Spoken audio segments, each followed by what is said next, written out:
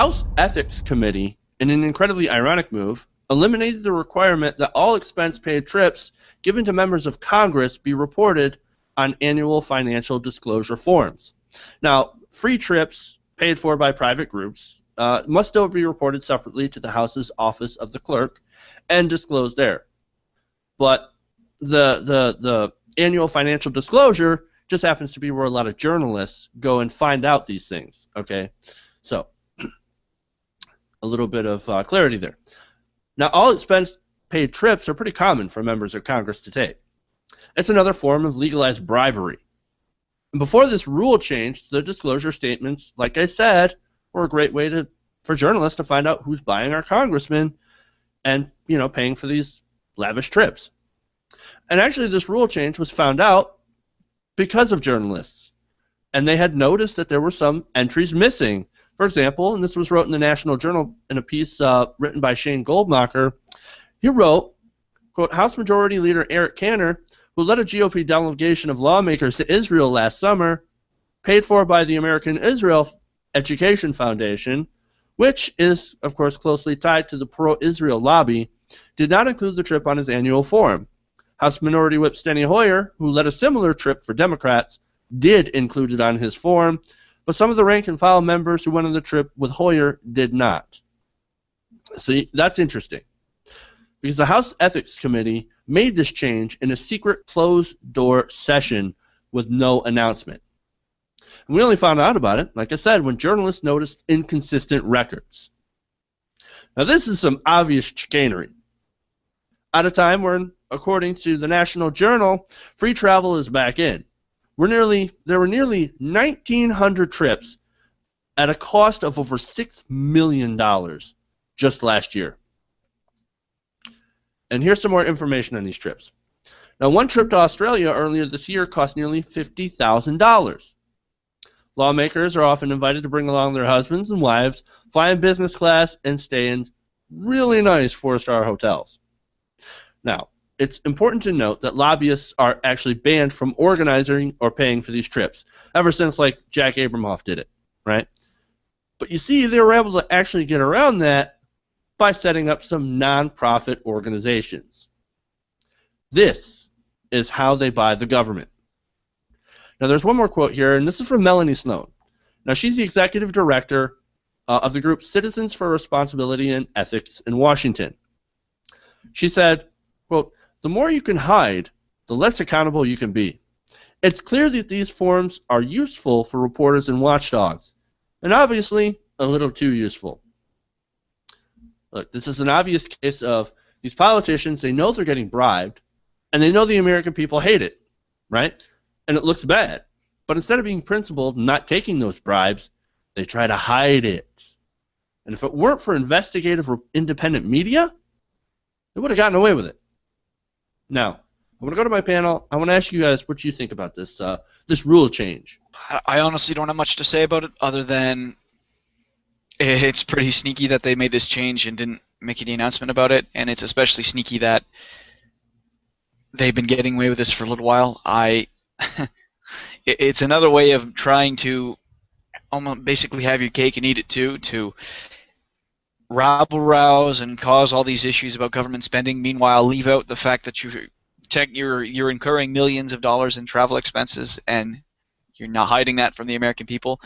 But there's not much else to say other than that it's despicable. And up here, my mayor from my home city was recently tried and found guilty of doing much the same thing, of taking taxpayer money for personal benefits, of funding his son's wedding or something. And then other councilors have been charged and found guilty and prosecuted of the same thing. So the fact that your federal government can do it, hide it, is absolutely unbelievable. I mean, I do want to clarify one thing. They're not using taxpayer money technically. They're basically getting free trips from non-profit organizations. But like that's essentially like a bribe. Like I mean, I know this is like super obvious to everybody, but if you go on like The Price is Right, and you win one of those free vacations to like Nebraska or wherever the fuck they send you, one of those horrible places like Nebraska, then you have to pay tax on the travel expenses and the tickets and all that, because that is a form of compensation. So these groups are giving money directly to politicians and their families, and like somehow that's legal, and on top of that they don't have to share that information. And on top of that, they're so dumb. Like everybody knew about their trip to Israel. It was public and all that. And like they chose not to fill out the proper documentation because they changed the rules, but they chose in that instance not to do it when the news cameras followed them there. So we knew that they went on this trip, but they should tell us how much money they received in compensation from the people who paid for the trip. So I think this is actually a pretty like clear case of something that doesn't only need to be reported; it needs to be like cut out. You have to cut that shit out. You can't be going on vacations for that are paid for by special interest groups. Like that's crazy. And that seems like such a sensible, such a normal thing to say. Like, yeah, obviously you can't we don't want our politicians to get bribed, but that's the system that we set up. You know, we set it up to where corruption is normal, and it's sort of amazing how normal it is. But this is to me, this is different from like the Citizens United, which is groups indirectly spending, or campaign contributions, which are limited to a certain extent. Obviously, it's not as much as people on this panel would like, but like you're literally $50,000. That's over any campaign limit. Like you're paying for a $50,000 trip for them and their family. Like you're also paying for meals, and we don't know like the true cost of the entire trip, like plane ticket, hotel, tour, food, like that all should be added up. Like if you want to pay for a trip, and that's your campaign contribution based on the system that we have, and it has to go under that limit. Like you can't overspend it, even if you call yourself a 501c4 or whatever. That's ridiculous.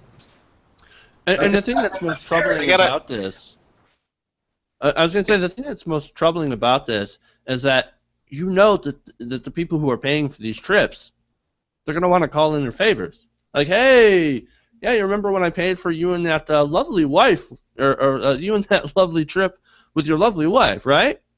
Well, I want something now. Here's a model bill that I want you to push through. See, this is actually one of the things why I was initially unsure of the TYT Wolfpack 28th Amendment thing. I wasn't sure if it would be inclusive enough because of things like this, where they're bribing them not directly with money or with super PACs, but with providing vacations, providing trips, providing expenses for those things like that. And it always stuck in the back of my head, where it's like, oh, we need you to pass this bill. Here's six Corvettes. You can maybe sell those for some money. Is that enough to get this bill through? Does that sound good? I was a little hesitant at first because I was worried about all the possible loopholes that there could be. But that's